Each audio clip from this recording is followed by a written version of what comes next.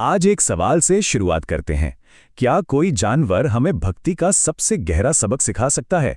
आज हम एक ऐसी ही कहानी जानेंगे, ईश्वर का कुत्ता। ये कहानी हमें एक बहुत ही बुनियादी लेकिन गहरे सवाल पर लाकर खड़ा कर देती है कि सच्ची भक्ति या जिसे इबादत कहते हैं वो आखिर होती क्या है। इसका जवाब शायद वहां छिपा है जहां हम सोच भी नहीं सकते।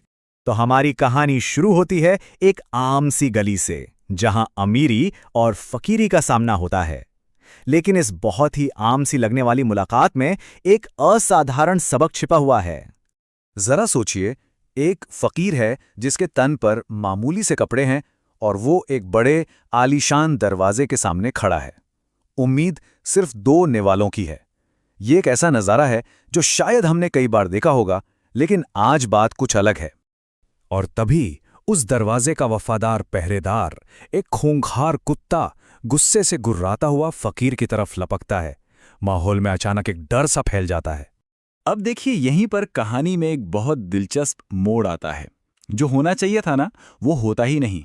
फकीर की जो प्रतिक्रिया थी वो किसी के भी सोच से परे थी। सामने से एक गुस्सैल कुत्ता दौड़ता हुआ आ रहा है, लेकिन फकीर भागने के बजाय बिल्कुल शांत खड़ा होकर मुस्कुरा रहा है।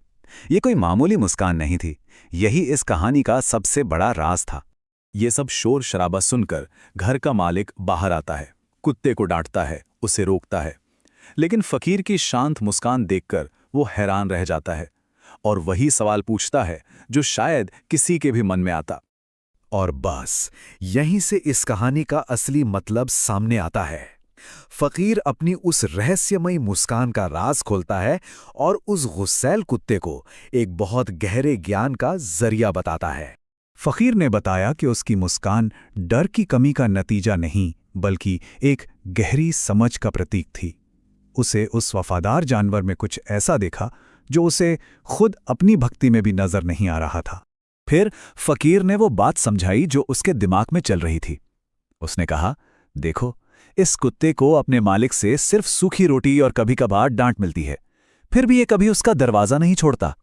और हम इंसानों को देखो, हमें ईश्वर से सब कुछ मिलता है, पर जरा सी मुश्किल आते ही हम उसका दरवाजा छोड़कर 100 दरवाजे खटखटाने लगते हैं।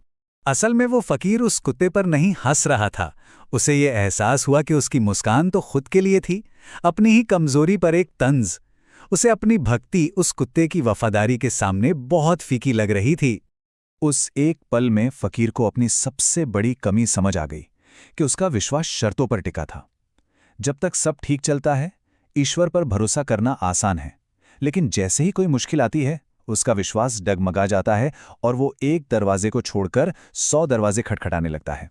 तो चलिए, इस कहानी से जो सबक मिलता है ना, उसे थोड़ा और गहराई से समझते हैं। ये कहानी सिर्फ एक फकीर और एक कुत्ते की नहीं है, ये वफादारी और विश्वास के असली मतलब के बारे में है। तो फिर सच्ची इबादत या भक्ति है क्या? ये सिर्फ कोई रस्म नहीं है, बल्कि अपने मालिक के प्रति एक अटूट विश्वास और बिना शर्त की वफादारी है। मतलब अच्छे और बुरे हर हालात में।